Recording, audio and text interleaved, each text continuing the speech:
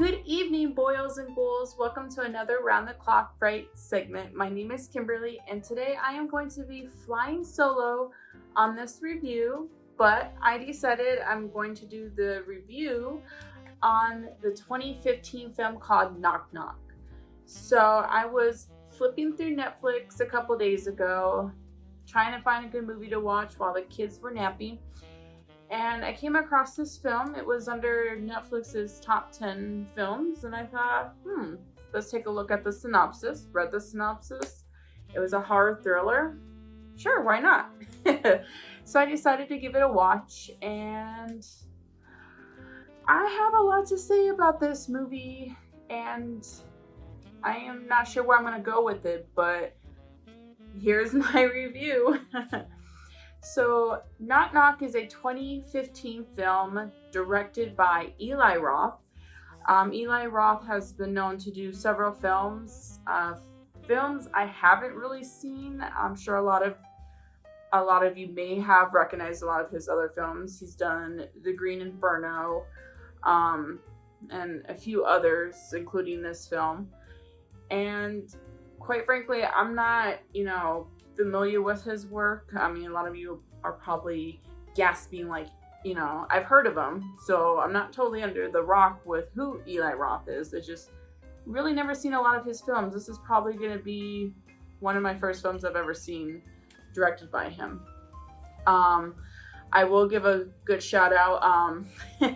Josh wanted me to mention this. Josh is not a fan of Eli Roth. He's not a fan of the characters that he portrays in his movies because they are very unbearable, as he would say. So we already have one person who does not like Eli Roth's work.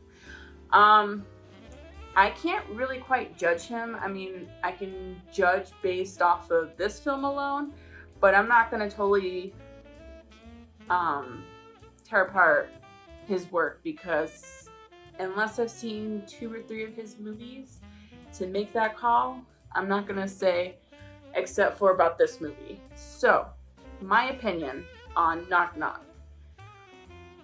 I wasn't a fan. And I will get into details why I wasn't particularly a fan. I mean, the film did draw my attention by the synopsis, and even like the first half an hour of the film did keep me on edge, on my seat, continuously watching. But overall, I didn't really like this movie. I thought I would because you had well-known actor Keanu Reeves, who I've seen in several other films like John Wick and Bill and Ted.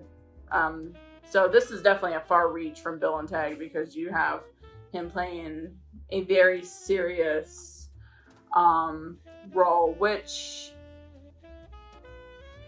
for Keanu Reeves being a really good actor, I couldn't buy his character playing this role.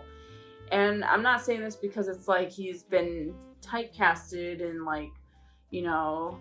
silly comedies, like Bill and Ted, or, because he has had serious roles in like John Wick, and I bought him very seriously in those movies, but just not this one because I don't know,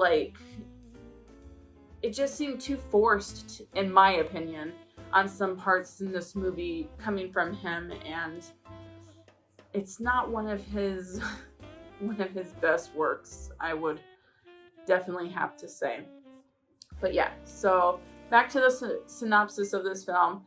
This is, again, one of Eli Roth's films, pretty much about this guy who has a very happy, loving home and family life. He's a very family-oriented guy. He has a very beautiful wife. He has two children, and it just looks like his life is pretty much perfect. He's just got this life that every person has, and he's just more of a family man. So you have that, and it's pretty much Father's Day. And, you know, well, I won't get into the details of it just yet because this is more of a synopsis, but, you know, his family pretty much goes, I can't quite recall if they go on like a vacation or if they're going up to this. It came off as they were going up to a house that they are supposed to be buying and maybe staying in. I kind of got lost a little bit there, but yes, his wife and his two kids take off for the weekend. He stays behind at home to pretty much work on a project for work that he's been kind of procrastinating on, and he's pretty much staying behind to work on that, you know, get some ideas. And you know, he stays behind. It's a very rainy night, and these two very young, beautiful women come to his door, lost. They're supposed to be going to a party, and they're lost, and they're looking to pretty much, you know, find some kind of internet, some kind of like phone that they can call. So we believe, you can already tell right off the bat that this is a little too suspicious for it to go accordingly to plan. But you know, they pretty much bounce into this guy's, you know, life, come in, or he invites them in, sorry, to pretty much dry off, you know,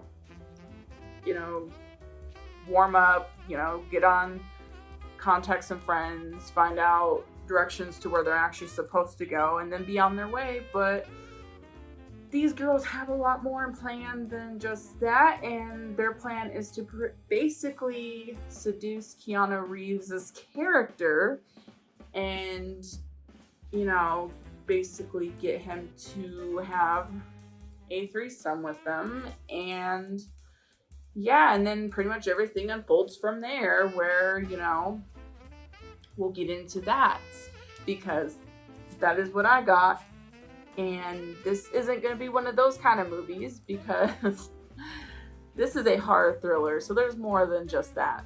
But yes, so this movie basically, I'm going to go right into the beginning. That was a little brief touch up on the synopsis. But the beginning pretty much opens up to this guy, Keanu Reeves' character, is laying in bed with his wife. They're making out. They look like they're about to get frisky before their kids come barging into the room because it's Father's Day, and they're very eager to give their father his present and his cake and celebrate Father's Day with him. And basically, once the kids leave the room, he's having to talk with his wife about how it's been forever since they had sex, and she's saying, well, you know, now is not the time because the kids are awake, you know, we'll definitely do this up, you know, after the weekend. So it's kind of already set up that you pretty much get that Keanu Reeves' character is deprived, and you can kind of see where it's going to go from there. But yeah, and then it cuts to basically his wife and his kids are getting ready to leave, and they're packing their stuff, they're eating breakfast, spending a little time with him before they leave. And then once they once they leave, then it pretty much goes from there. So, honestly, once the first half of the movie gets done with and we get introduced to him in his room, sitting behind the computer, it's raining outside, and he's working, I'm gonna say is I had the most utter anxiety because it's like I kind of predicted what was gonna happen. I knew it was gonna be one of those, you know, these girls aren't, you know, just coming over because they're legitimately lost and they're trying to find their way. I knew there had to be some kind of plan behind it, that they didn't just accidentally bump into this house, but it was pre-planned that they were going to come to this house. I've already had a feeling because how they were dressed and how they greeted him, like, oh, we're so lost. You knew it was going to be one of those, they're going to try and seduce him. And that gave me the most utter anxiety because it was like I was getting so annoyed with their characters, because not only were there these young girls, but they were these, I don't know, girls like that who, walked in knowing that this guy is happily married and has kids because they're asking him questions about his wife and what his wife does. And it was like making me mad at the same time. Like, oh, why are you doing this? But their plan was basically, just that, to seduce them. And you knew from the beginning, as soon as they walked in through the door, and then all of a sudden they're like, oh, we're so cold, can we just use your dryer to dry our clothes? And then he goes and gets them robes, and it was like, and of course he's very well collected. He knew that he was going to stand his ground. This was, he was happy in his marriage, and he wasn't going to do any of that. And so he was nice enough, to call them an Uber. And then you had the timer countdown for the Uber. Like, they were like 45 minutes away, and you're like, oh God, you got 45 minutes to figure out what's going to happen. Is this all going to unfold in 45 minutes? Or what? And these girls were just so loudly obnoxious. I don't know how he could have stand them. I would have been like, get out of my house after they got, their stuff collected on where they were going. But no, they were just so loudly obnoxious. The acting from both of these actresses were just, ugh. I mean, I guess, you can say they did somewhat good to play the role that they were casted in, as these like loud, obnoxious young girls, because you literally felt the annoyance just radiating off of you because of how annoying they were. And interesting fact, the girl who plays the brunette, one of the girls, was actually Eli Roth's former ex-wife, Lorenza Izzo. Hopefully I'm saying her name right. But yeah, so honestly, I don't know where some of these directors come, like, you got some directors who cast their wives in roles, and their wives, do an amazing job. But she is up there with Rob Zombie casting his wife in his films, and you're just like, no, because I could not stand her character and her acting. It was just, I don't know. I mean, the only thing I could say is if their goal was to play these loud, obnoxious girls, they nailed it. But other than that, it was just horrible. But yeah, so pretty much after, we get to the end where he realizes they're trying to seduce him, and he's trying to pull back, and he realizes his self-control is wavering. He realizes that the Uber car is there and ready to pick them up. And at this point, these girls had already ran into the bathroom.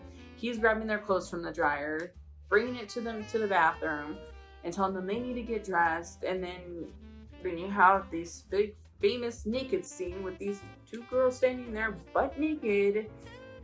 And then that's when they try to do their ultimate final,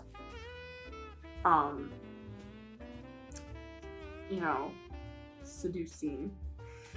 And it works because Keanu Reeves' character caves and ends up having sex with these two girls, and they end up having their threesome, which all I'm going to say was very, very uncomfortable.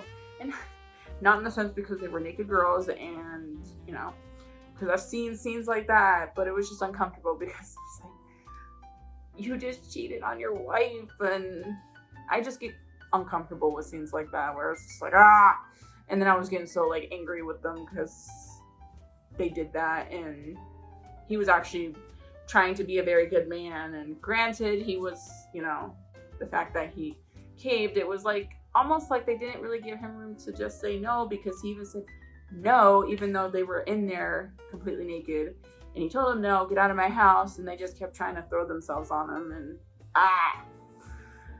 But yes, so he wakes up the next morning realizing what he had done, and he feels really terrible for his actions, and he ends up FaceTiming his wife, and and realization hits that he just did the ultimate bad thing, and that was cheating on his wife and going against his family.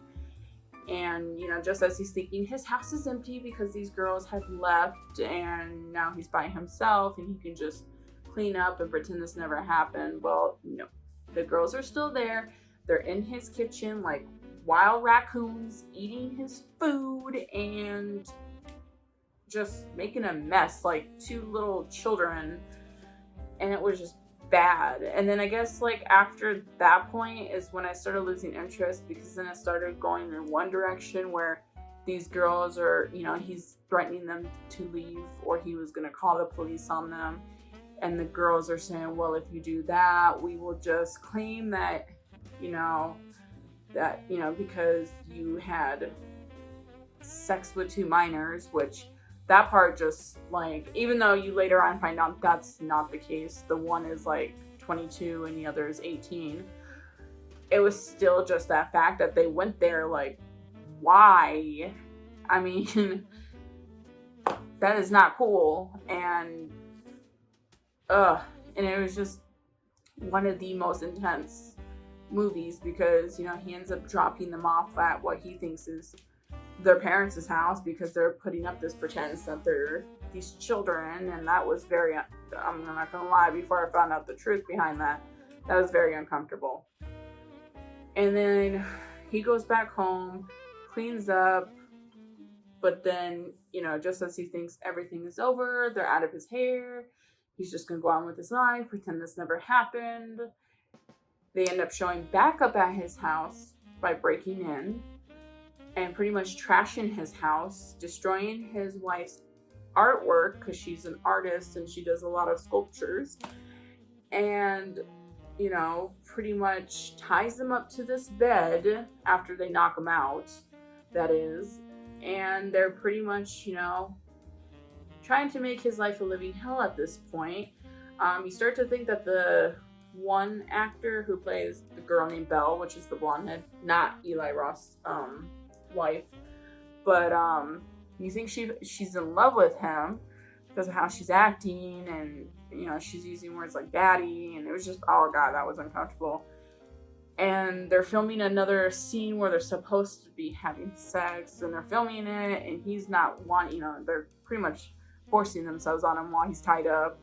And the other one, Eli Roth's wife, is just over there putting makeup on like some kind of crazy chick because she's got eyeshadow all over her. I don't know. It's just, this movie was just, I felt like it was everywhere, but at the same time it was just, it was frustrating. I'm not gonna lie. We'll get to the end because I'm not gonna unravel this whole film, but it pretty much becomes like a showdown where you're wondering if the girls are going to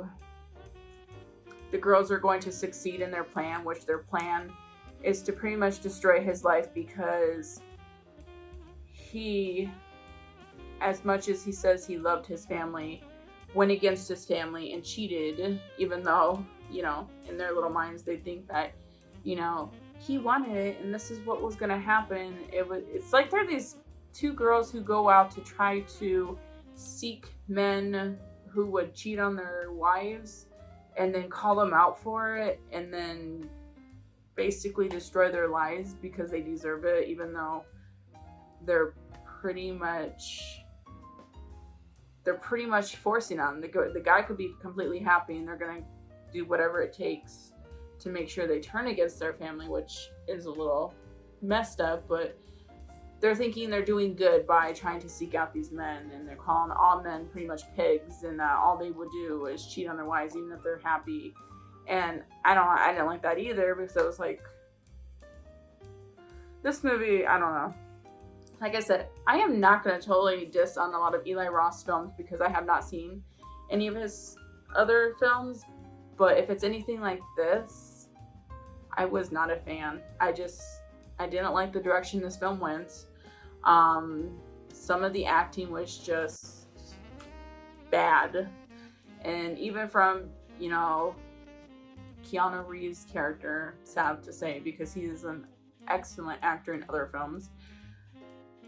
I just don't think that was one of his greatest works. But yes, I'm sorry if I confused the heck out of you, because this movie was just, well, I probably didn't confuse you. It just seems a little like out there, but if you want to watch a film that's out there, this is definitely it. How it made it on Netflix is top 10. I mean, I guess the synopsis might have drawn anybody in, and maybe they watched the first half an hour and was like, but yes. The ending I will not spoil, because I feel like I spoiled way too much to begin with. If you're wondering where does the horror part come in this, it is the fact that these two girls is not traumatizing, but torturing this guy for his actions. There is one death scene, so it does have that. These girls are crazy, psychotic bitches. No, but yes, no, they're crazy and they're psychotic. So I could definitely see why they classified it as a horror / thriller. But yes, all I'm gonna say is that ending was not what I was hoping for. Definitely was not what I was hoping for. It was very bland. I just felt like it was a waste. Like, this movie could have had so much potential, and then you're gonna slap this ending on. Like, it was almost like, oh man, what do I do? Where do I go with this ending? Okay, we're just gonna go with this. And I could see why he did the ending like this, Eli Roth, but at the same time, it could have been better. The ending could have definitely been better. But yes, I am done talking about Knock Knock, because it just was frustrating. But yes, that is my review on the 2015 film Knock Knock. Definitely, if you've seen this movie and you like to put in some of your feedback on what you thought of this, definitely leave them in the comments below. Subscribe to our channel. We do bring content for you guys weekly. I definitely had a lot of fun talking about this, even though it wasn't a happy talking about it, and a film I could say I was actually really happy with, but I am a firm believer that when it comes to movies, I am very opinionated, and I just give what I see. And the horror and the thriller genre is my favorite genre, and I've seen so many films that were good and so many films that were bad. So I just like to give you guys, you viewers, what I see and what I think. And so does the rest of us in Round the Clock Frights. So I definitely still had a lot of fun talking about it. But yes, so definitely subscribe. Let us know any ideas for any other movies you would like to hear us review. But yes, I hope you all have a wonderful day. Unfortunately, Halloween is over, and we are now in the month of November, so it is Turkey Month. But when it comes to horror is all year. So don't just classify it only for the month of Halloween or October, because granted, October intensifies it, but the whole year you have that. You guys have a wonderful day, and I look forward to talking to you guys again. Bye.